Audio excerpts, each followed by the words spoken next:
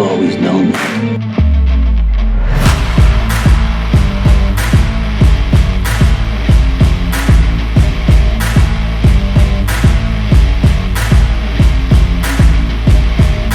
Drop the gun and get on the ground.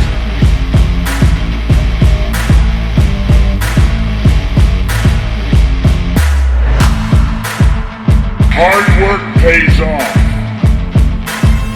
Dreams come true. Bad times don't last, but bad guys do. All right, ladies and gentlemen, boys and girls, children of all ages, I am Vinny Apicella, your host of Suds in the Squared Circle, but I'm not just the only host anymore. I now have a co-host, Christy. Christy, welcome aboard. Hi, thank you for having me. You're very welcome. Thank you for agreeing to come on. I've been looking for a co-host for quite a while. We've got, actually, July is a big month for Suds in the Squared Circle. If you've been following us on Twitter, which is at Suds SQ Circle Pod, you will have seen that on July 30th, a very special episode of Suds in the Squared Circle is going to be the Sudsy Awards. In collaboration with Pier 54, a General Hospital fan podcast, the 10th Floor General Hospital podcast, Ring the Bell Radio, a wrestling podcast, and Max Updates GH, we are coming together to bring you the Sudsy Awards. And you've seen over the past week, we've given the fans a voice where you will have a voice and a vote towards who we come up with as the winners in each category. As of right now, the three polls that are out are Couple of the Year, who Spencer Cassadine and Trina Robinson are leading the pack by an overwhelming margin. Yeah. Not surprised there. What was that? I'm not surprised. You know what? I'm not either. I'm kind of surprised that Dominic Mysterio and Rhea Ripley are losing as bad as they are, but they have kind of gotten a push in recent weeks, in recent days. The polls are only open for 7 days on my Twitter, at Suds Squared Circle Pod. So they're currently in the lead. Also, Babyface / Hero of the Year. As of right now, it's a tie currently between Cody Rhodes and Bianca Belair, but Britt Westbourne is up there for Hero of the Year, as well as Valentine Cassadine, who has made a big resurgence. But Britt was leading for the majority of the time until, I want to say, up until yesterday, and then Cody and Bianca stepped up, but the polls are still open there for a few days. And then we've also got Heel / Villain of the Year. Right now, Roman Reigns is leading by a lot over Victor Cassadine, Heather Weber, and Ryan Chamberlain. And I'm wondering if people are just voting for Roman because they can't choose between the three General Hospital villains. Could be the case. It's definitely the case, but definitely circle on over. We do have 9 more categories that we're going to be going over and putting out the polls for over the upcoming weeks. And so mark that date down, Sunday, July 30th. It's going to be a great episode, a great time for all. So while I have that out of the way, let's actually learn a little bit more about my new co-host, Christy, from Liaison Radio. Talking to her a little bit. She's a big fan of Jason and Liz, that pairing from General Hospital that produced Jake. But Christy, tell us a little bit about yourself. Gosh, well, let's see. I am 37. I've been watching General Hospital since early 2006 during like the whole virus, like what was it, like a monkey virus storyline, and everyone was in the hospital. I was very confused because I was like, I know this show's called General Hospital, but why is everyone in the hospital? So it took me a little while to catch on, and then I did. And then by the summer of 2006, I was hooked. I've been a Jason Elizabeth fan basically since the Night of Passion happened, because I kind of had a feeling they had history between them, especially after he saved her from Manny and they had that like side hug in the hospital. And I was like, something more is behind that. Like, I think they have history. And I was right. They have history. I looked it up. I watched every single year of history they have. And I've been a fan ever since. Although I didn't mind Jason and Carly's friendship / potential, relationship. Didn't mind that either. My co-host Celia is a big Carly fan, so I don't mind some Charlie. I don't mind some Carly. Sometimes she makes me mad, but that's okay. That's kind of what happens with a lot of characters. So yeah, I've been hosting Liaison Radio on and off since 2009. So it's been over 10 years, and I love doing it. It's just I've been taking a hiatus, kind of went to the back burner, had some other things going on, but I'm happy to be back on the radio podcast waves and share my thoughts on GH. So I'm here for it. All right. Well, welcome. And now you're on video too. Yes. As you know, we are on YouTube as well for Suds in the Squared Circle, which is youtube.com/@Suds in the Squared Circle. You could watch all the episodes there, like and subscribe. We'll get to the point of doing live video at some point. But the problem is, and I'm going to be completely honest with you, is consistency with my personal schedule, working on trying to get the consistency there, as well as the fact of not every computer has the right capabilities for streaming. You could stream with the internet, but the computer doesn't always help. But we may get there. It's something that we're looking into. However, for right now, definitely download Suds in the Squared Circus on Squared Circle on your favorite podcast app, whether it's Apple, Google. We're on Stitcher, Spotify, everywhere. There's like 12 or 13. Even on the Amazon Echo devices. Just ask Alexa to play Suds in the Squared Circle, and it will pop up. All right. So with that said, we had a really big week in Port Charles this past week. And as a matter of fact, coming into after Friday's episode, and then today, I put Twitter into a storm earlier today with a tweet that I put out. And I'll get into that in a little while. But the main thing that we're looking at for this week in Port Charles, the ever-growing relationship between Spencer and Trina. We know that they're there, and then Friday it looks like it's on the rocks. They're facing something that all couples face in terms of a hurdle. Trina didn't like the fact that Spencer was still has these impulsive actions and went and punched Dex right in the face on Friday at the bar that they were in, because they were talking about the supposed fabricated evidence that Victor had put in the safe deposit box for Spencer. And unfortunately, Spencer's leery about using it. And Dex actually said the same thing. He's like, if you bring fabricated evidence, they're going to arrest you. So he was kind of on the side. Am I getting that wrong? I can't speak to that too much. It's a little, it's a sensitive thing. It's complicated. I think there's more to come out with the whole evidence and what was in the box. And I still have to rewatch those scenes, honestly, because I don't have full understanding of what was what there. But what I do know and what I do want to comment on is Spencer is basically acting like a bratty child like he once was. He is not really maturing. Yep. He doesn't know how to control his emotions.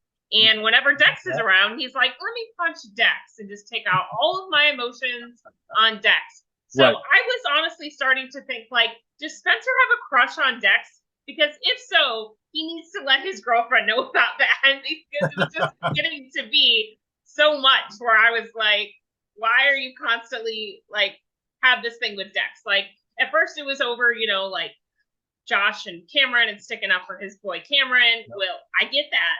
I appreciate that. But Cameron's off living his best life in California now. So I'm sure he's not like calling Spencer or texting him like, hey, can you like punch Dex a bunch of times for me and get into fights? Right. Like, I don't think that's happening. So Spencer needs to like just, take some anger management classes, possibly calm down a little bit, like I get where he's coming from at a certain level, but he needs to just like chill, like bring it down, control your emotions, know how to like maybe go to the gym get that out of the gym and not be punching Dex all the time. Well, see, here's a rumor, some rumor and innuendo that I did hear, and I'm not sure if they're going to go in this direction, but I have heard that perhaps Dex is Spencer's half brother from Courtney. Um, I don't know if if they're going to go in that direction, but I have heard that Dex may be the offspring of Jason and Courtney when they were together. I don't know if that's rewriting history. I don't know if they're going to go in that direction, but that's one possible scenario, which is why they get together like oil and water. Yeah, that would make sense. If that was the case, that would make a lot of sense, to be honest, if they were brothers or half brothers, Right. Yeah, and it is a trope of soap operas to kind of put family members where they never were, or just create a whole backstory. I mean, that's the entire thing behind Drew. The only reason why Drew was created was because they found themselves with two Jasons, and they had to figure out something for Billy Miller to do because nobody was going to accept Steve Burton as anybody other than Jason. I know that's right. So it remains to be seen, and it's actually going to be good to see how they go forward with that. I want to see that eventual blow off between Spencer and Dex. I like the fact that Dex. First of all, let me put it this way: I like Dex's character. I've liked it from the beginning. I think they were trying to kind of put in that role where Dex is Joss's Jason compared to Carly. He's a bad boy that she's just fallen in love with, which is why she killed everything with Cameron just to be with him. I mean, but Cameron and Joss were on the ropes way before Dex even came into town. And I think it all started when that revenge porn tape came out. Last year. It's been a year since that happened already, which is amazing. Time flies when you're having fun, I guess.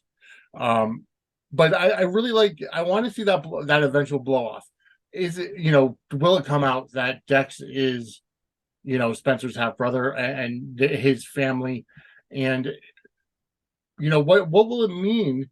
What will the eventual blow off mean for Spencer and Dex? And then Dex and Joss and Spencer and Trina. Yeah, that's an interesting dynamic. And I haven't always been a fan of Dex or Dex and Joss, but they have grown on me. I actually have some really great friends in the fandom, and they really got me into Joss and Dex because I wasn't really into them at first. I felt bad for my boy Cameron and how Joss kind of cheated on him a little bit, and then be like, yeah, so I'm gonna break up with you now. I'm like, should have talked to him so much sooner. Why didn't you do that? You kind of played with his feelings a little bit, but the past is the past. I forgive her. She had these burgeoning feelings for Dex. They weren't going anywhere. Stuff happened. But, Cameron's living his best life now in California. So I hope he's got a girl that treats him well. He starts dating again, when we see him again. But as far as Dex and Joss, for me, I think they're great. I think Dex is a great character. I think Josh is a great character. I haven't always been a fan of Joss either, but I do like her now. She's grown on me a little bit. Sometimes she makes me mad, but she's grown on me, and so is Dex. And then them as a pairing has grown on me. And I think they're actually great together. I do think Dex is kind of like a replacement Jason Morgan. That's kind of how I see him, and I think that's kind of how he's being portrayed as his character, because now he's working for Sonny, and he's going to keep working for Sonny because that's what the agreement now is with Harley and Michael. So, I mean, I'm enjoying it. However, everything plays out with Dex and Spencer and Joss, I'm here for it. I'm here for the drama. I'm here for anything that transpires. I'm looking forward to seeing how it plays out. No, you're exactly right. And here's another rumor, again from the rumor innuendo tree, is that when Cam comes back, because William Lipton, who portrays Cam, did say that he wasn't leaving the show. He was gonna come back for the summers. He was gonna come back, on a part-time status, at least until school is done. So, rumors and innuendo say that when Cam comes back, he'll be bringing Emma with him as if they were dating in Right, I California. heard that. So that's something else. It's funny though how GH rewrote the history with Spencer and Cameron and Emma with Joss.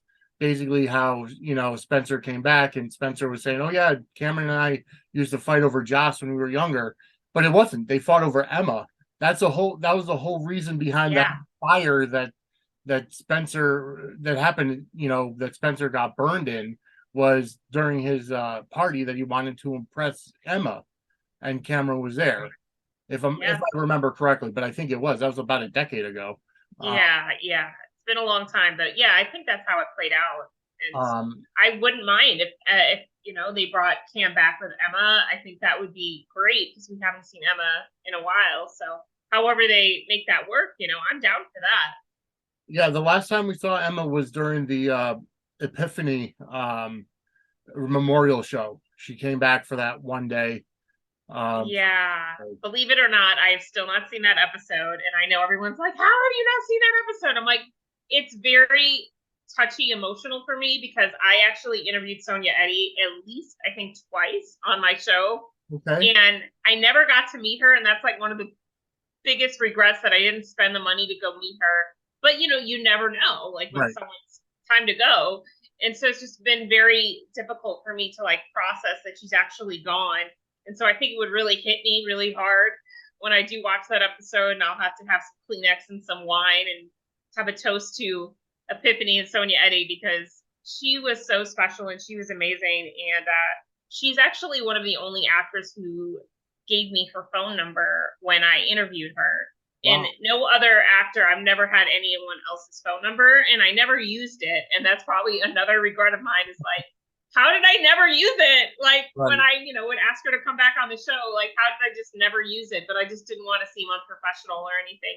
So I just wanted to remain, and keep her privacy and respect that. So, but I mean, the fact that she gave me her number was like, oh my gosh. So, I love Sonia and I'm going to miss her dearly. And it's just probably going to take me a little bit before I can get myself to a place where I can watch that episode.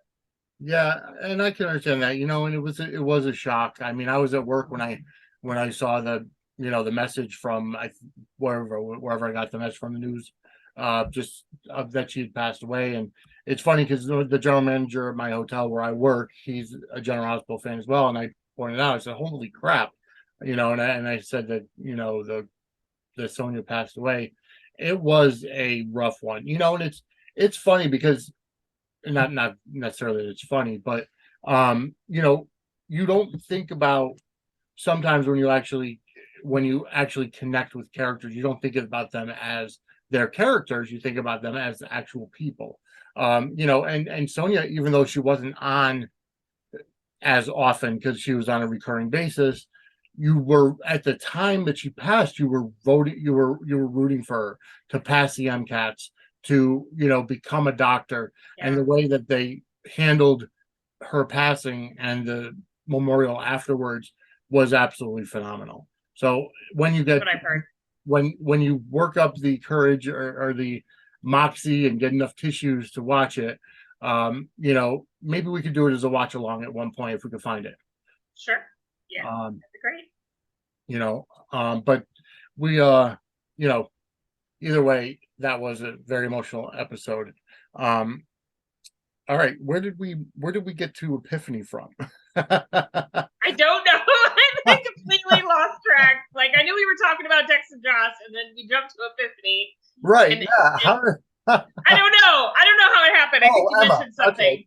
That's right. You mentioned Emma, and the last time Emma was on was That's right. Okay. So that's the rumor about Cam and Emma possibly being together. Speaking of, going from Cam to his mother, Elizabeth, how did you see the couple episodes that we had with Finn and Elizabeth this week? because we had, or I'm sorry, last Thursday was Finn and Elizabeth playing backgammon in the nurse's locker room. Gosh, don't even get me started on that. That was almost a throwaway episode. Like, did it really move anything along? No, that was really silly. I'm sorry. I'm not here for little backgammon dates in the break room. Like, no. Take this woman out on a real date. And I'm not a fan of the pairing. I'm sorry. I wanted them to be together in the beginning. I thought it would be cute, doctor nurse relationship, which we haven't really seen in a while on the show. And I like their friendship, but beyond that, I can't. I don't like Finn. And when I don't like the guy, I can't root for the pairing. I just can't do it. I could agree. Yeah, I mean, there's Finn has a name on Twitter, and his name is Red Flag, so that's what we call him. And I'm not here for Mr. Red Flag. I'm sorry. He just has crossed too many lines with Elizabeth when she was going through her mental stuff for her, her anniversary storyline, which really didn't make a lot of sense. It was kind of all over the place. Yeah. And I didn't really come to the conclusion I thought it was going to happen with that. But as far as Finn and Liz, I mean, look, some people like them. Good for you. I can't. I don't think I could stomach a love scene with them because I thought we were almost going to get one the other day, and I was like, oh, I don't know if I can sit through this. I don't know if I can do it. But it was nice. He gave her flowers. She looked gorgeous. Becky always looks gorgeous. She looked great on screen. So, but please take this woman out on actual dates without Violet, making her commentary. Like, right. I don't need that. I'm sorry. I don't need that. And Violet's always like, they always make her like the champion poster child for whatever couple is like around her. Like, that's her role, basically. And, it's funny because, this past Friday's alluded to was, Finn and Elizabeth being set up on a date by Violet. And, it's funny how Violet said, yeah, I ordered dinner using your phone. And, I ordered dessert using your phone. And it's like, okay, that's cute for a kid. I understand that. But most wallet apps have facial recognition or need some kind of. So, I mean, you're definitely going ahead and suspending disbelief either way.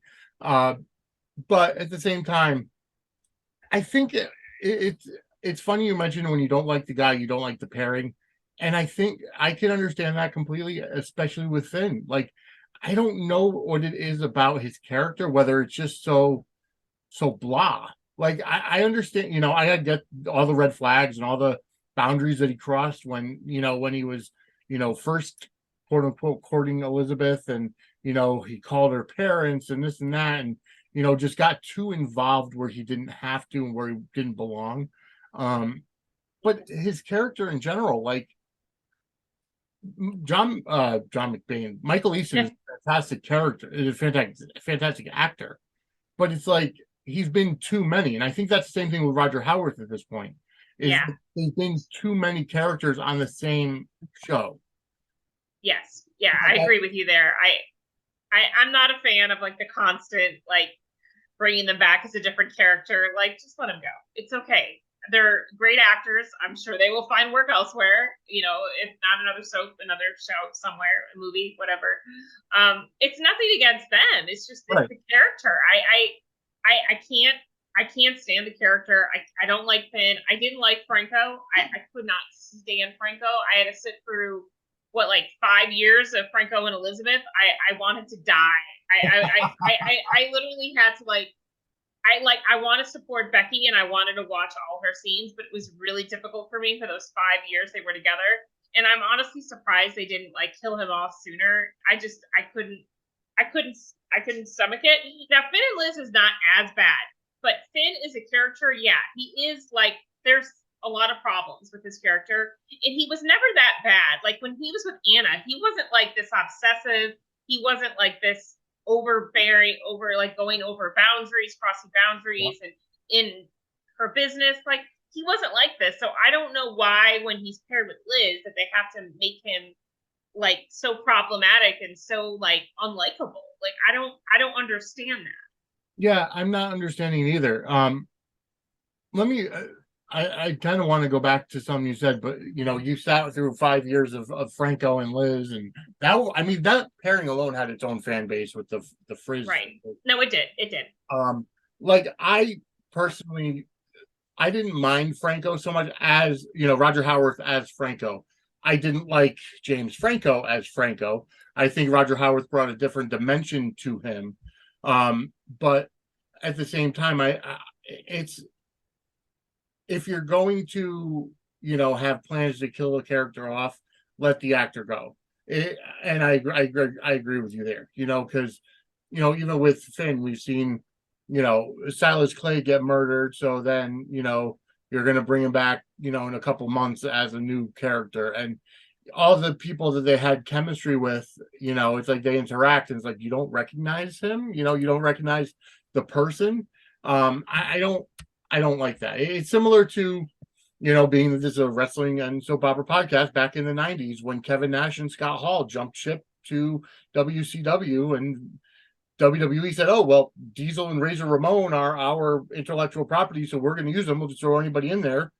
And they brought out, Glenn Jacobs as Diesel, and then Rick Bogner as Razor Ramon instead of Hall and Nash, and the storyline, fell on its face. It was like a fart in church because fans aren't stupid. Fans look at the characters and they see this person is this character. Now, granted, if it's years later and you do a recast, that's one thing.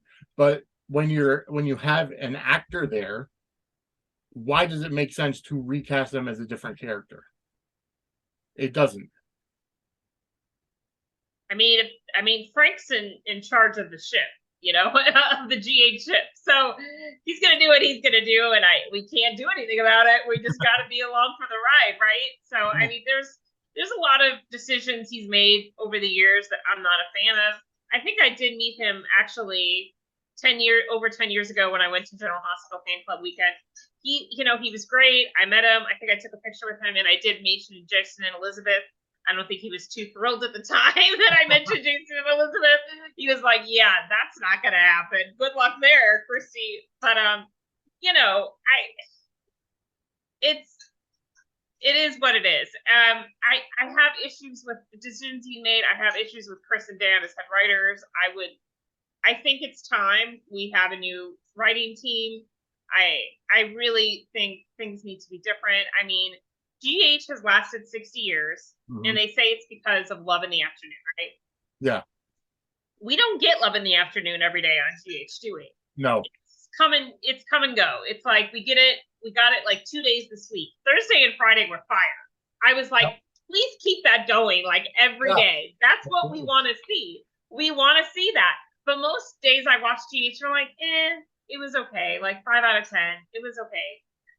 But Thursday and Friday were like 10 out of 10, like 5 stars. Like keep that going, Well, pretty soon we'll be getting to the end of the scripts that the normal writers would be writing due to the writer strike, and then the non-union writers take over. So there may be some optimism towards better storylines or better writing with the non-union writers coming up, in my opinion. Now, that's one of the hottest or big hot topic issues with the writer's strike is, how many episodes of GH left to film and how much is left for new content. And well, we know that GH normally records 6 weeks out. So, when the writer's strike started a month ago, they had 6 weeks in the can left to go. And then they also had a bunch of scripts that were already written to act out. Now we know they just went on hiatus for the summer hiatus. So we know that as of right now, we still have 6 weeks left of original programming from this point in time. Now, everybody's like, oh, well, when is GH going to stop showing original content? Almost to the point where when we had COVID and they did like Flashback Friday, so they only showed 4 new episodes, to kind of stretch out what they had available when all the production facilities shut down, or film studios. However, and this is something I heard on the 10th Floor podcast, and I'm trying to been spreading the word to everybody, is that at one point, and the last time there was a writer's strike, all of the soap operas hired non-union writers, so that at least one non-union writer to be in the writing team, so that if this happened again, they wouldn't have to stop production because of a writer's strike. Also, with the upcoming supposed SAG strike, soap opera actors are not involved in that arm of SAG, so that wouldn't affect it anyways. Hopefully, this writer strike ends, but let's see where the quote unquote scab writers could potentially take the storylines. It could be something completely different, and something that will entertain people because it's not the run of the mill storylines. Right. I mean, I hope they know how to write Love in the Afternoon. I hope they do that. But I do want to say, we do end up disagreeing with writers a lot, right? Like there's a lot of, hoopla on Twitter and a lot of complaining and a lot of negativity because we don't like the writing, we don't like this, we don't like that. But let me do say, if it wasn't for the writers, we wouldn't have a show, right? So let's be thankful that we do have writers, because if we didn't, then we wouldn't have a show at all. So it's better we have something than nothing at all. And GH is one of those soaps that I really do enjoy, even if the episode's bad and I disagree with what happened and I don't like it at all. It's really fun to make fun of GH. I will say that. It is fun to comment on how bad an episode is. So thank you, writers. Even if I don't like some of the episodes and I think they're terrible, it's still fun to talk about. So I am thankful for the writers. I do want to say that. All right. Well, that makes total sense. Absolutely. And I agree. Sometimes it's a chore to watch, and you get 5 new episodes a day. Not all of them are going to be that entertaining, obviously. I used to call, back when I first started watching back in, the early 2010s. I mean, I watched earlier, but religiously back in the early 2010s. It was almost like a Thursday episode, was like a throwaway episode. One of those episodes where it's just there just to move the storyline forward. Like, it was just there to, let's give you some extra dialogue, let's give you some extra added context for the storylines, but we're not going to do much action. We're not going to do much, in terms of Love in the Afternoon or fights or anything. It's just all dialogue. And it was what I called Thursday throwaway. And that was because that was simply what it was. Now, you get 2 or 3 episodes a week that, I'm the kind of person where I just look at the storyline. I look at how the storyline is progressing. If it's progressing, then great. If it's going too slow, well, there's something that needs to be done. I'm all for slow burn storytelling, coming up in the, I myself being 41 years old, growing up in the 80s, watching the era of Hulkamania and all the best kind of wrestling writing. You had a storyline that could last for a year, but each episode or each time the wrestlers were together, they moved the storyline forward. There are a number of storylines that are just stuck, almost like they're in quicksand and moving very, very, very slowly. Chase in Brooklyn, for example. Oh gosh, yes, Chase in Brooklyn. You get me there. I wanted to comment. The pacing of General Hospital is just real crap sometimes. I'm sorry, but it is just not. It's not working for me. And GH can take some notes from Days of Our Lives because they have really good pacing. And they don't. That's one of the things about. Sorry, not to cut you off, but that's one of the things about Days that does get to me is that they'll go so far, like maybe 2 or 3 days in a row, where you'll have the same storylines going. Then on that 4th day, it's 3 completely different storylines, and you're almost lost as to, wait a minute, what were these guys doing last time I saw them? And it's almost, it kind of throws you for a loop when you see that next day where everything's different. Yes. But back to GH in the pacing, and you said Chase in Brooklyn, and I'm like, oh Lord, started on this one. Okay, so this is another problematic thing I have with Chris and Dan. Hi, Chris and Dan, if you're listening. Thanks for all the work you did with the foundation of Chase in Brooklyn. Really fantastic. I was obsessed. And when I say obsessed, like obsessed. Like I talked about these two to people who don't even watch General Hospital. And they were like, oh, General Hospital, that Luke and Laura, right? That show. I'm like, yes, same General Hospital. This is the thing with Chase in Brooklyn, okay? Started out great. Friendship developed great. Developed naturally into a romance. Yep. And then the pacing got really, really bad. Then there was like 2 weeks at a time where we weren't seeing them. The storyline wasn't progressing. They weren't on screen. And we were all waiting for them to become a couple when they were raising Bailey, right? When they were having Bailey in that beach house. Yeah. I don't know what happened in the writer's room. I wasn't there. But, like, I feel like they should have gotten together a little bit quicker.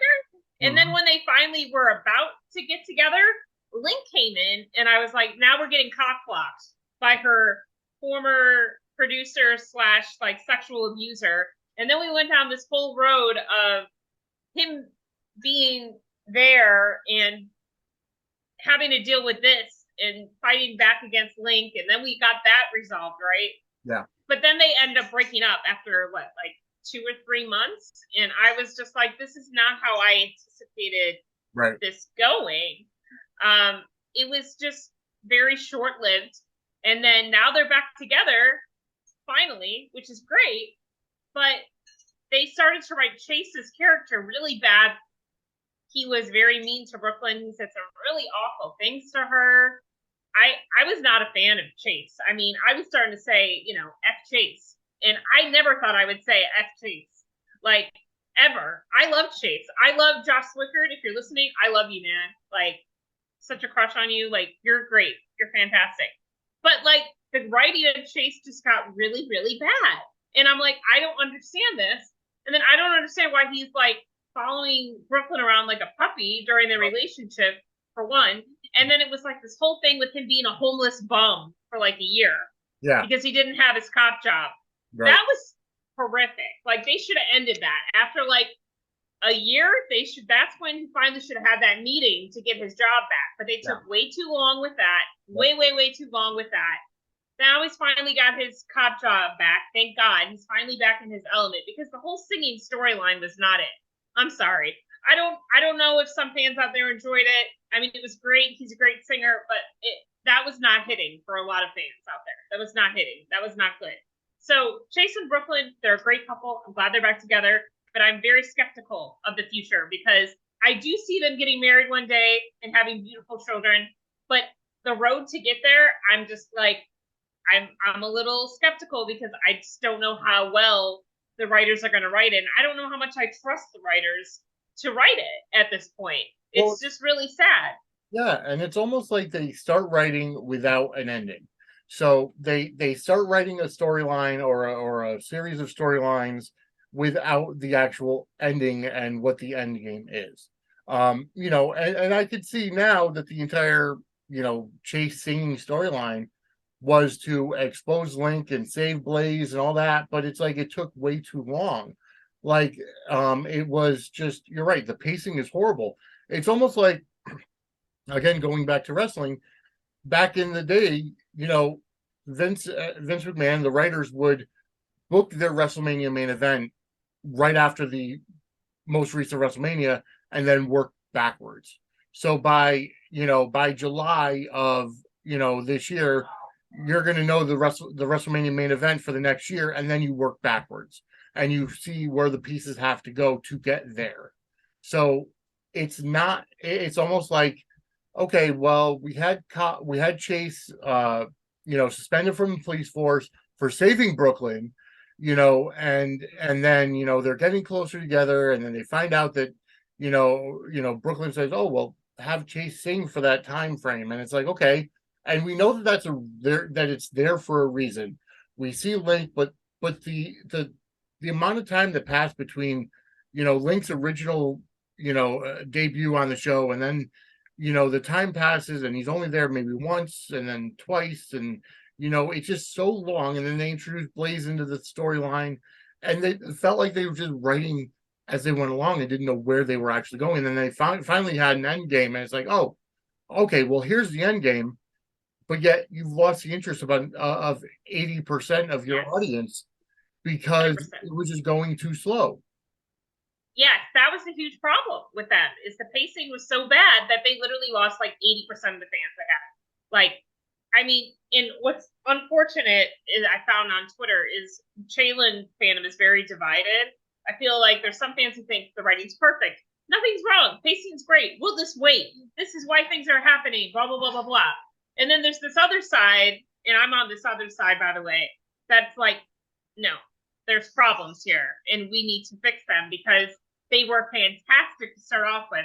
And now I'm saying F Chase, and I don't care so much about them anymore. And I'm not as excited about them as I once was because the pacing is so terrible. So it's just an unfortunate thing that happens in fandoms. And I mean, I don't talk to certain Chaylin fans because they don't have the same point of view as I do. And unfortunately, we can't agree to disagree because you just want to tell me I'm wrong and you just want to be right. And that's fine. That's your prerogative. But I mean, there is problems with the way they've written Chase and Brooklyn, and I'm going to be honest about them, and I'm going to speak my truth. Mm-hmm. So, yeah, no, you're absolutely right. I mean, the Chase and Brooklyn thing has gotten to the point where and then when Tracy comes back and Tracy gets involved and is like, oh well, maybe I should just go tell Chase myself that I helped him get back on the force. It wasn't all you. And it was my action that got him back on the force. And then she used this reverse psychology. And I'm sorry, I had to laugh at this. The way that she used reverse psychology on Chase to get him to realize that he should be with Brooklyn. It was just absolutely hilarious. It was like for lack of better term, any Italian parent getting involved in their kid's relationship and just trying to, make sure that their loved one is happy.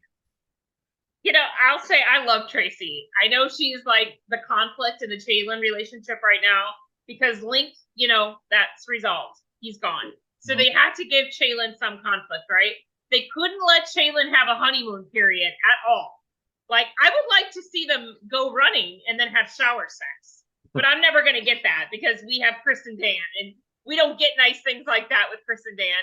Plus, I think, the actors feel a certain type of way about doing sexual scenes like that, and that's fine. I can respect that, but I'm gonna write it. I might be I'm a fanfic writer. I might write that, but I mean, I do like Tracy, and I do like the conflict she's presenting. I don't really get what she's going. I think she's working for somebody against deception, and there's this whole deceptor thing, information she's after. But I do enjoy like the dynamic between Tracy and Chaylin, and I do like that she was really telling Chase off and saying, you better treat Brooklyn right or I'm coming after you. Right. And I really enjoy that because I'm team Brooklyn first, okay?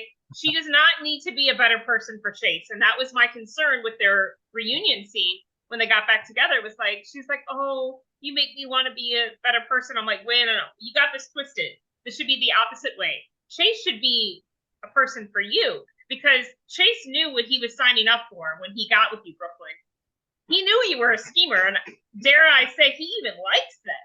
There's this part of that appeals to him on some level. Mm-hmm. So don't be like, oh, Brooklyn needs to be better for Chase. No.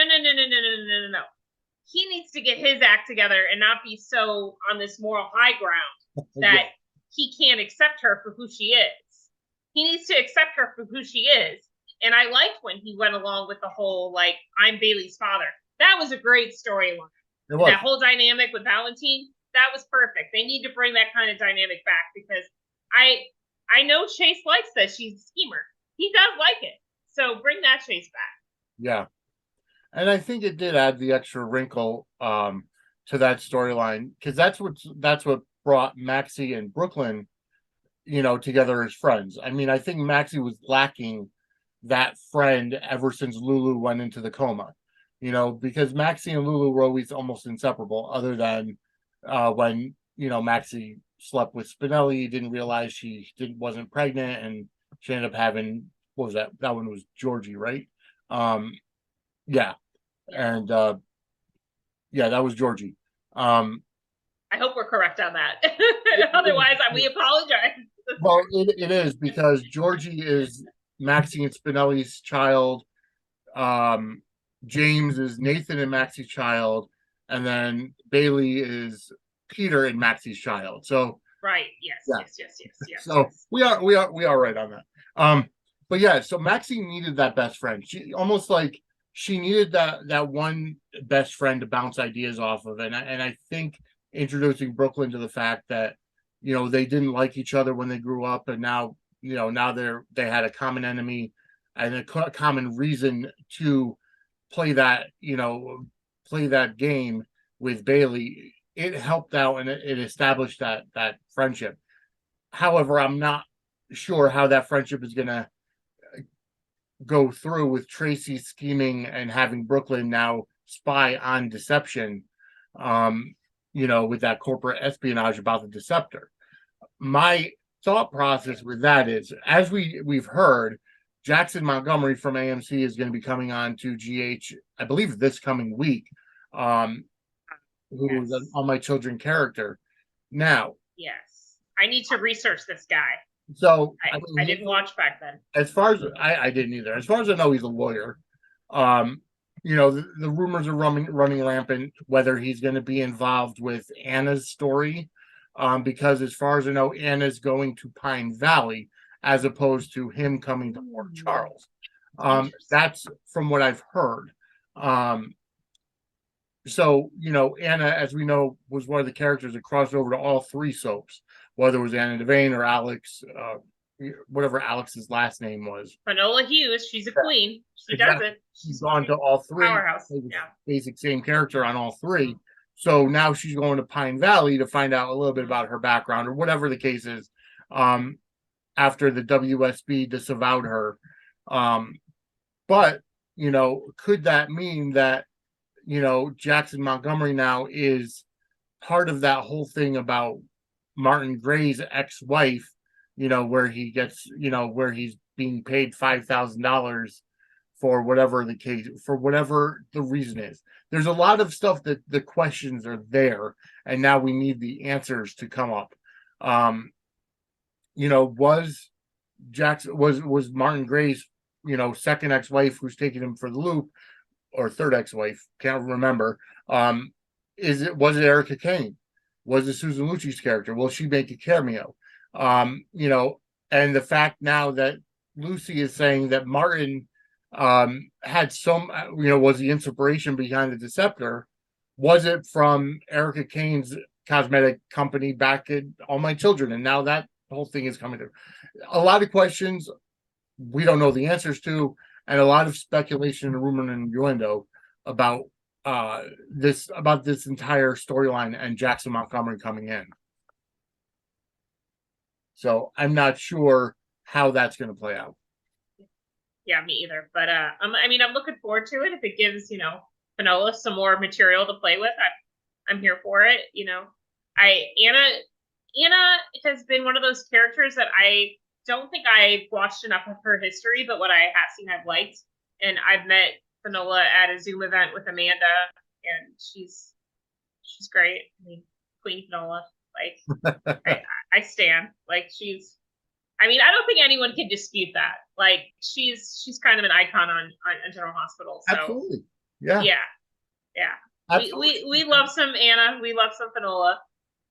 My biggest thing with Anna, though, with her character, is as a spy, it seems like she's not very street smart, unless it's just the writing. But I just feel like there's just so much that she, as a former spy, she should have picked up on so much that was right in front of her. I'm just going to chalk that up to the writers, and maybe they were just having an off day in the writers' room, and they were really tired, and they just weren't thinking.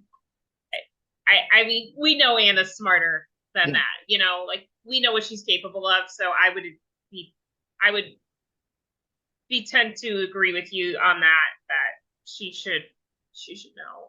Yeah. All right. So obviously, how did you feel about that whole thing with Anna? Because Martin Gray is involved in that too, with Anna being doxxed, so to speak. Where when Victor died, he had that press release ready to go that Anna was a traitor, and she was guilty of treason against the country, and now she's out of the WSB. So here's my thought process in that, and honestly, I think that's a great storyline for in terms of today in social media. Would something like that ever be able to be kept under wraps for so long? The fact is, Anna said, "Yeah, I've already admitted to my crimes and stuff." Yeah, but the general public didn't know anything about it. So, it's like in the life of social media, where we see on a daily basis people getting outed and celebrities being outed, and the whole Me Too and the speaking out and all these other movements where the quote unquote upper crust gets called out by common people. you know would that is that like a sign of the times where you've done stuff in your past, you've made your amends and everything, but now it's coming to the forefront and now you have to deal with it?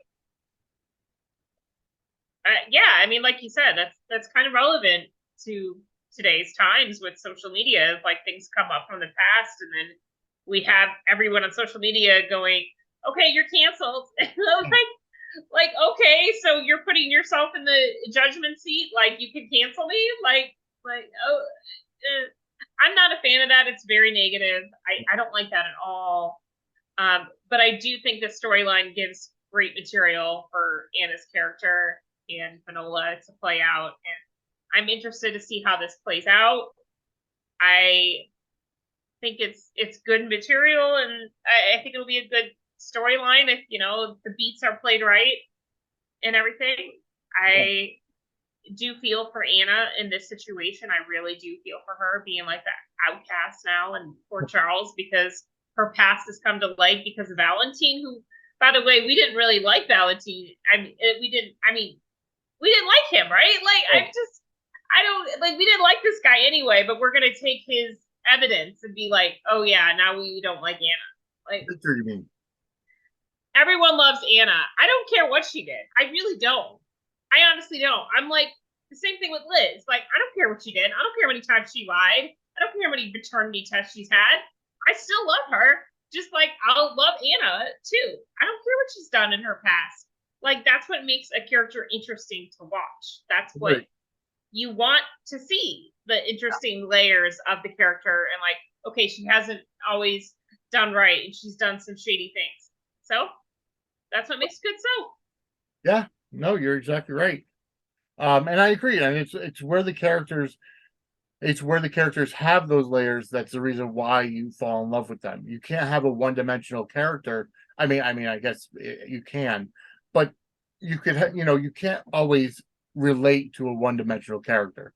You could relate to a character that has those multiple levels, where it's mistakes in the past, whether it's one thing or another, and they done something stupid, or they've made a decision that you weren't agree with.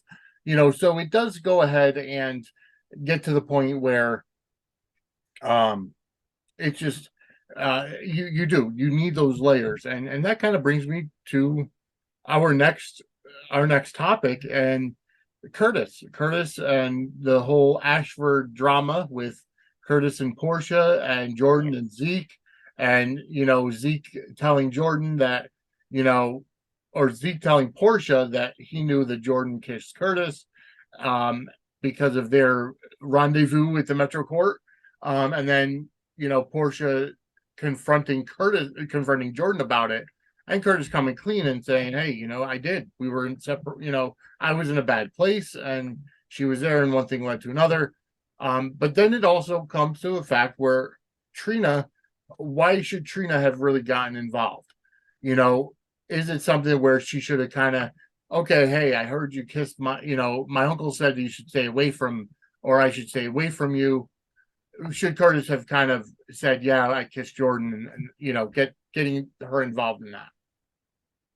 Yeah, I don't think that was Trina's place. That's like adult business, and what happens with her mom and her whole situation with Curtis. Yep.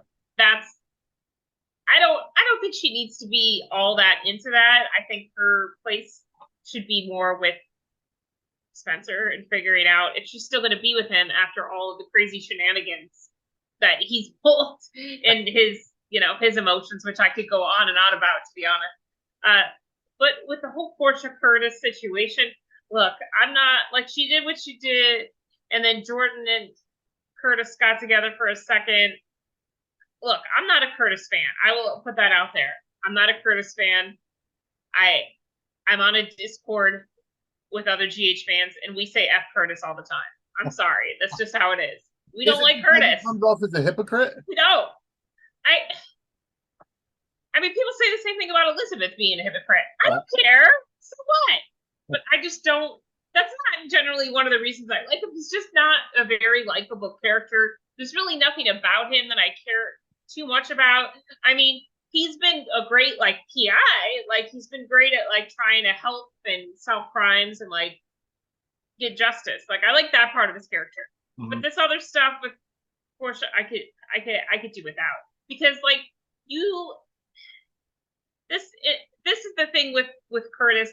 This is my latest issue with Curtis. Is the whole paternity storyline where we found out that Curtis is Trina's real dad and it's not Taggart. I'm sorry, but I don't care what that DNA test said. I don't care if it was wrong, if it was jacked up by Miss Wu and whatever. But Taggart's always going to be Trina's dad. I don't care DNA or not. Taggart's Trina's dad. Let's just get that straight. It's been put out there by Trina as well, saying that. So yeah. It just goes to show you that blood doesn't make relationships. It's just, you've been so close to somebody at one time, you're always going to look at them regardless of what the DNA says. So, and that's another storyline that I think was dragged out way too long. Is, was it because they wanted Rael Andrews as Taggart to kind of pay off that storyline, and he just wasn't available? Because we know during some of Trina's trial, the other guy was filling in. I don't know his name, forgive me.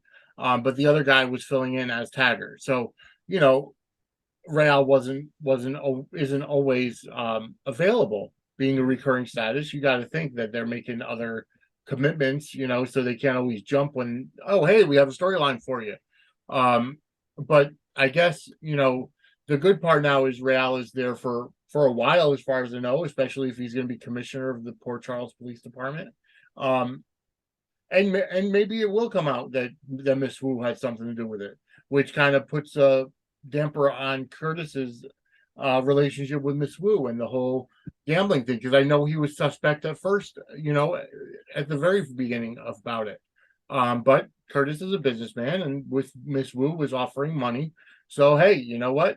It's all going to the bottom line there.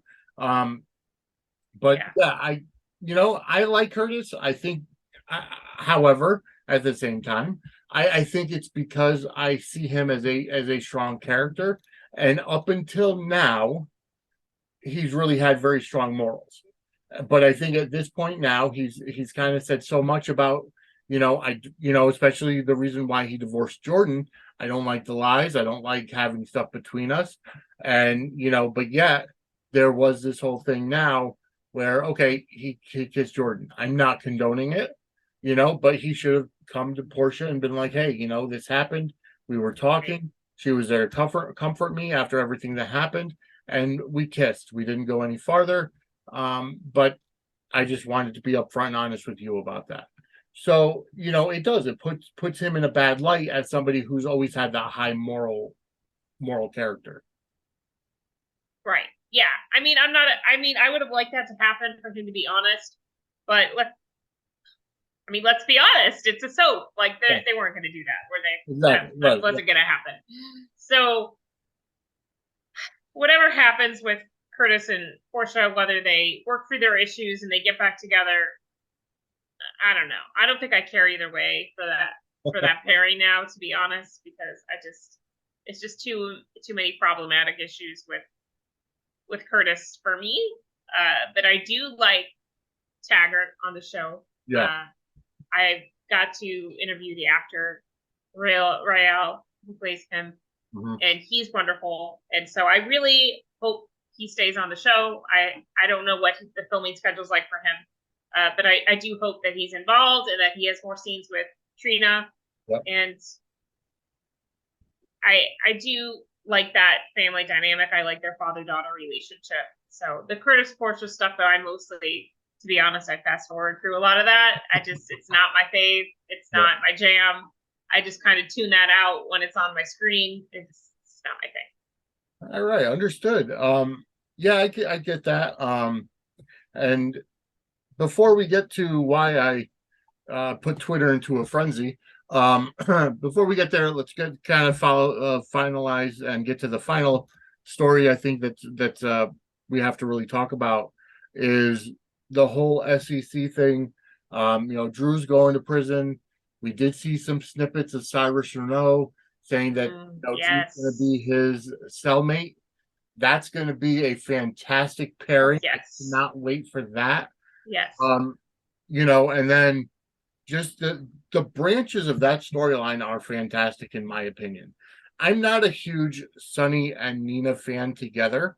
I mean, in general, I don't even know who I'd want Sonny with at this point because Sonny and Carly are toxic for each other, yet they seem to be best made for each other. I don't like Brenda. I never liked Brenda, so I would not want to see Brenda come back for Sonny. But Nina, in my opinion, is one of those people that just makes those impulsive decisions.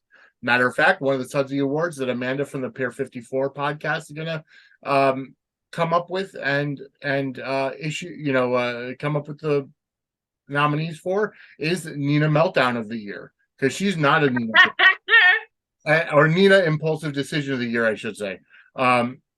She's not a Nina fan. She's very vocal about it, and that's why that's going to be her category to present the award for. Yeah, I'm not a Nina fan either. I'm not a Sona fan.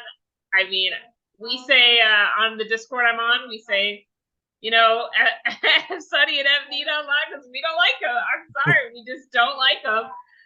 Sonny's never been one of my faves, and Nina, unfortunately, she is kind of like just the next in a line of a woman that Sonny's been with, and Joss was kind of right about that when she talked to Nina about it. I don't like Nina. I don't like how she's like in everyone's business. She's like, oh, I want to be helpful and all this stuff. Like, you don't belong in everybody's business. Like, go do run the Metro Court and be with Sonny. Like, why are you in everyone's business? Yeah. And it amazes me that Ava's friends with her, because I'm like, Ava, come on, you could do better. Like, you could do better for a friend. I'm sorry. Yep, exactly. I completely agree. I don't understand that friendship. Like, I can understand someone being, having mental illness and but she literally, it's not like she cut Avery out of her womb, but she literally forced her into early delivery and early delivery and delivered the baby. And then her and Franco took the baby up to Canada. And, it's like, but and then for Sonny to be in the relationship with Nina when she kidnapped his daughter too, being Avery, nobody ever looks at that. They don't actually look at that. They're like, and then it's like, I can understand the Nixon Falls stuff and how, Nina knew that it was Sonny, but didn't want to release it. And they fell in love there as Sonny being Mike. So, I mean, that whole relationship, in my opinion, is just built on lies. It's a soap opera again, but that whole relationship in general has a very shaky foundation. And now that, we know that, I mean, we've known that Nina and Carly have been at each other's throats for the past year and a half. So we know that Nina is the one that called the SEC, and once Sonny finds out that Nina called, and Nina could potentially take his kid's mother out of the picture, and that's going to be explosive when that happens. I'm really looking forward to that happening. It is really going to be explosive, and just the fact that Sonny cares about his family, whether or not they're married or not. I mean, even with Alexis, like, they've been apart for many years, and he still cares about her, and he would do anything for her. and her kids as well. Olivia too. Yeah. Dante. It's just amazing to me. And now with the whole Eddie Main storyline, which I'm sorry, but there's some revisionist history with that storyline going on there. That's a little silly to me. It's a little hokey, but I'm gonna have to roll with it because we're here. We don't make the writing decisions as fans. Right. I think if they consulted us, maybe things would go a little bit differently, but they don't. So we just have to be along for the ride of this whole Eddie Main amnesia, storyline and see if we can get Ned back at some point. It reminds me of the storyline when Spinelli had a break and for a while thought he was the Jackal PI. It was him and Maxie went on some adventure. It's very foggy and I can't remember it for sure, but I know he spoke with that kind of old-timey detective's accent. And he actually thought he was the Jackal instead of just a nickname for himself. That's what this storyline kind of reminds me of. And Ned having amnesia and and then thinking of Eddie Main, but Eddie Main always knew Lois. Eddie Main always knew Tracy because he was just a character. He was a stage name. It wasn't a separate personality. So I'm waiting to see what kind of scenes we're going to get, not only with Ned or Eddie and his and everybody around him, but also Kevin. Kevin's got to be involved in this storyline at some point. Right. No, this is it still be fun. I think this is great for Wally Firth, who, by the way, is like amazing. I mean, the dude does Days and GH, like incredible, incredible. I applaud you, Wally. So I think this is going to be good material for her. No matter how hokey we fans think it is, it's a little silly to me, but I mean, it makes me want to go back and watch that like Lois and Ned history, and I'm really curious to see if they bring Lois back now that Rena Sofa is off of that soap she was on. I can't remember which one she was on. Y&R. She was on Y&R. Yeah. So like now, like a lot of fans are like, we want Rena, back. So even if it's just for a short period of time, I think that would be like a really great thing to have her back on the show and have Brooklyn's mom, and then she could meet Chase and we get her opinions on that. That would be really good to see as well. So I mean, I'm interested to see how this is all going to play out. I am too. All in all, whatever you want to say about the writers of General Hospital, the writers in general of anything, I'm looking at it as just I'm on board. I want to see where the storylines go, and it's like here's the thing. Here's what made me make half of Twitter mad at me earlier today. So there's this large group of fans for a specific fandom known as Sprina. Now, me personally, I hate mashing up the relationship names. I can't not stand that. But the Spencer and Trina fans are out in numbers. So here's the thing. I'm somebody who, regardless of the writing, I go and I enjoy the ride, whether it's with wrestling or soap operas. I can't make the changes, and we've said before, we're not in the writer's room. So I pointed out that all couples face hurdles. Somebody had said, oh, well, we're so tired of, and actually I'll read the exact tweet. I'm not going to give the person who tweeted it any credit, but I'm going to read the exact tweet. Basically saying that it makes me sad after last Friday's episode. It seems to be all for nothing. Sprina Nation is hurting. I feel so let down. GH hyped us up just to let us down. I will never again invest my emotions in a soap that does not support women of color as leading ladies. And I responded, they're creating drama. Stop thinking that just because the fans like something, that's going to be the way they write the show. If they gave into everything the fans want, they get nowhere. So enjoy the ride. And it goes for both wrestling and soap opera and any TV show for that matter. But one of the things that celebrities say is don't read the comments. And that's the reason why, is because if you read the comments, number one, you're going to get 50,000 different opinions about where the storyline should go. But my thing is like, stop thinking that just because something doesn't go your way, you're going to stop watching. Okay. Here's the thing is that we all love the show. And there's so many people out there that watch the show because they just hate everything and have to complain about everything. But when it comes to something about, you know, thinking a storyline has anything to do with being a racist show, that's where I draw the line. And I made a comment saying that it's sad and laughable how um, a lot of people take it where the writing for a TV character always comes back down to race. To me, when you say something is racist or is something is all about racism, it's the lowest common denominator instead of looking at the whole bigger picture. I don't condone racism. I never have and I never will.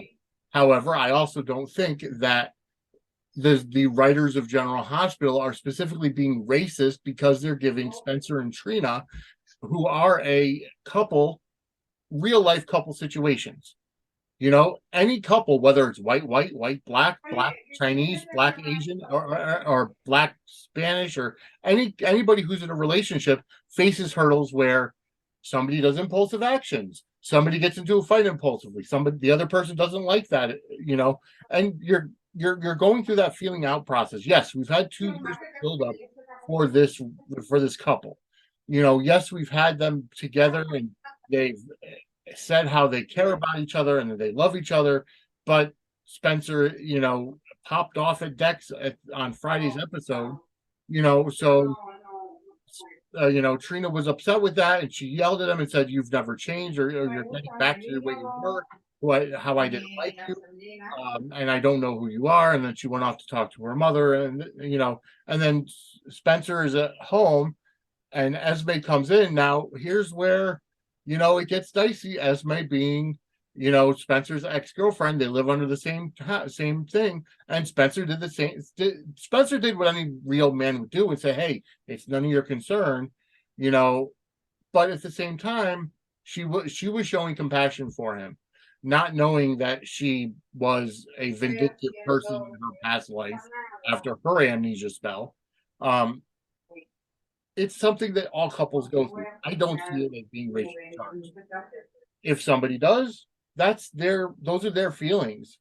And I can't change those feelings, but to say that something, the way the writing is going, is specifically because of race, I don't buy it. So just to be clear, you apologized. I know did. you said you tweeted an apology. I did. And when I announced that I was going to be recording with you, there was a fan that voiced their opinion about it, and that's all good and fine. You have your opinion. My thing is, I know racism is a very sensitive issue, and it's something that has been, I think, even more sensitive since 2020 happened. And me, as a white person, please, educate me about racism. I want to be educated. I've watched documentaries about racism, and I do want to be educated about it. And I do understand that it's a trigger for people. And when it comes to a soap, there's certain things that on General Hospital that happen, and people are triggered by that. And yes, you have every right to your opinion. Mm-hmm. That said, I do practice giving a lot of grace, because we may not know from your point of view how you see things or how you feel. Mm-hmm.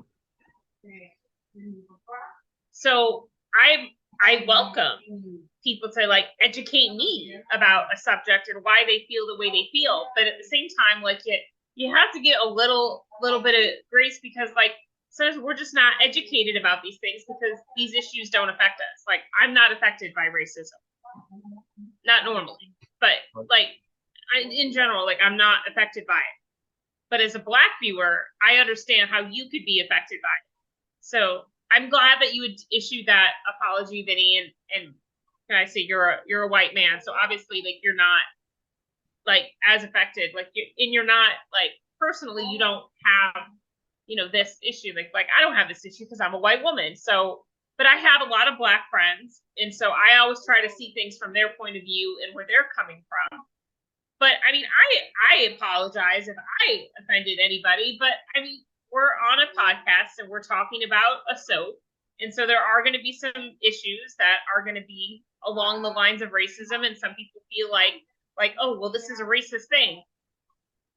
Okay, please tell me how it's a racist thing. Like, I welcome anyone's point of view or opinion.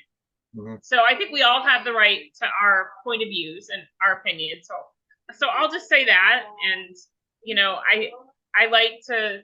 I'm a Christian, so I like to practice grace. And so if I'm in the wrong or I'm uneducated about something, please tell me. Like, show me the receipts. I would love to see your receipts. Like, I welcome them, because I would like to be educated about this issue and how you feel and how you think that this is a racist issue in General Hospital. So I don't want to be completely ignorant of that. So Right. I will say that, but you know, I'm just sorry it happened, and unfortunately, you know, on soap Twitter, things are very like heightened and get very intense and negative really quickly, and it's unfortunate. So here's my thing is that I prefer to have conversations with people. I don't like the whole back and forth of you say something automatically, I'm going to call you a name. That I'm sorry, but to me that's just something that's ignorant, in my opinion, because you're judging somebody based on 280 characters or something. Um, here's my thing. So as you know, as you said, you know, there's a lot of grace, and it's all about education.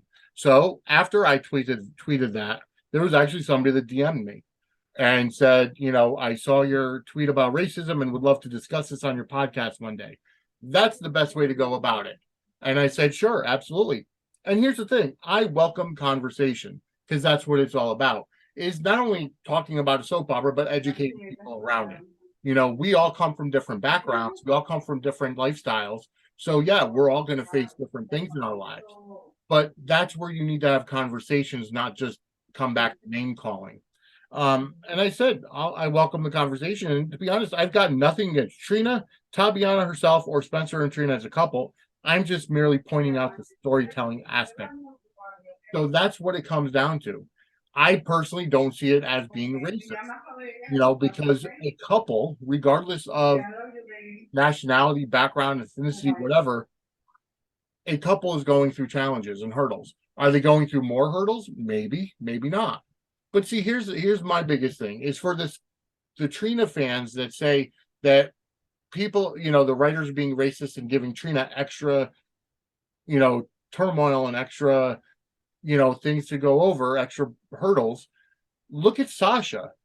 Sasha being a white woman, how much she's gone through. She had a stillborn baby, and you know, her husband died in the same thing, and then people were tormenting her. And now her mother-in-law, who is her guardian, is taking advantage of her money situation. So in my opinion, my personal opinion, I feel that's worse than what Trina's going through. But again, enlighten me. I don't. Looking at, you know, apples to apples, regardless of race, I think Sasha's having a worse time than Trina. But who am I to say? Yeah, well, it's a very sensitive subject, and it's a very you know, intense. The issue of the debate there can get very intense. Like, who's going through a worse time? Right. I mean, I would say, you know, I feel for Trina, because you know, she was wrongly accused, and thank God she was acquitted, because I was like, there's Yeah. going to be a riot at the GH studios if that girl goes to prison. Like, there's going to be Exactly. some serious people there, like literally, like ready to torch the place on fire or something. Like, I was really concerned there for a while when that was, you know, when we were waiting to see how that was going to play out. I was just really concerned. Like, oh gosh, writers, I really hope you don't send this girl to prison, because you are going to really light a fire up people's butts about this. Like, it's already happening. It's already an issue. So with Trina, I mean, I'm glad that she was, you know, acquitted, but I'm just like, I really wish Esme, even though she has amnesia and she doesn't remember, she's such a terrible, evil person. like at least apologize and like Right. make some kind of amends that say like, I'm sorry this happened to you. I'm sorry I did this to you. You know, I sincerely apologize, Yes. and I hope I can like, somehow make amends and make it up to you someday. Maybe make it up is the wrong way to Right, yeah. phrase that, Yeah. but like something to show that she may not remember, but she wants to like make amends for the situation that happened. Like that's what And I thought they had that scene already. I mean. I feel like it was very. I think if Very they brief. had, I can't remember if they did or not, but if they had any kind of scene like that, I don't think it was maybe adequate enough to really address the severity of what happened. Yep. Because she just kind of is like, "Oh, well, I'm sorry I did that. I don't remember." Like, that's not Yeah. not enough. That's not enough for the Trina fans that are like hardcore Trina fans out there. Like, and I'm Team Trina first before anything. Regardless of what happens with Sprina, I like them, but Yep. I'm Team Trina first. Like, please treat my girl like a queen. If she's not treated like a queen, I don't know if you should be in a relationship with her right now. Right. So, with Trina, like I do feel like she's been through some really tough things. And it's kind of hard to compare her to whatever Sasha has been through. And Sasha's been through a lot of mental health issues, which I can personally relate. I've also been through a lot of mental health issues. And it really does like kind of rock your world. And you've been through a lot of stuff, but it's really hard to compare like apples to oranges when it comes to like Sasha and Trina, because so many people feel very strongly about that. And I don't really want to say one way or another who's gone through like a worse experience on GH. Like, I don't even want to like pick a side with that, because that is going to open up a whole can of worms on Twitter that I don't want to open up. I don't need people in my mentions. Right, and that's what I was going for. And it wasn't. And I apologize if I use the word of being worse. Of Sasha's in stuff being worse. I apologize for using that terminology, but at the same time, I'm looking at it as, yes, people on soap operas have hurdles to go over in their lives, whether it's mental health, whether it's relational health, whatever the case is. In my opinion, it doesn't come back to race, but again, I can't be the one to say that. Right. Because you can't personally speak from that background, that experience. Right. Exactly. Yeah. But all right. I mean, I think we've been going for about an hour and a half at this point. So, Christy, thank you for coming on. Next week, I'm on vacation, so I might do a couple of shorts during the week. And then you're on away for the 23rd. I am away, like the 14th or the 18th. I'm going on a trip. So yeah, so actually the 23rd I'm gonna have that other guest on that DM me about the racism issue. So she'll be on the 23rd. And then on July 30th is the Suds Awards. So Christy, where can people find you on social media? All right. Well, I'm at Liaison Radio, LIASON radio on Twitter, and I'm on Instagram. I'm not as active on Instagram. I haven't really done a whole lot of activity on that page, but I'm on there. And yeah, Instagram and Twitter at Liaison Radio. And I also do some other content for the TV show Roswell and their fans, and that's at Roswell Virtual Party on Instagram. So if you know about the show Roswell from 1999 to 2002, not the Roswell, New Mexico, that's the reboot. I don't care for the reboot. I'm not a fan. But if you know about the OG Roswell, I do stuff for that fandom. I think you froze on me.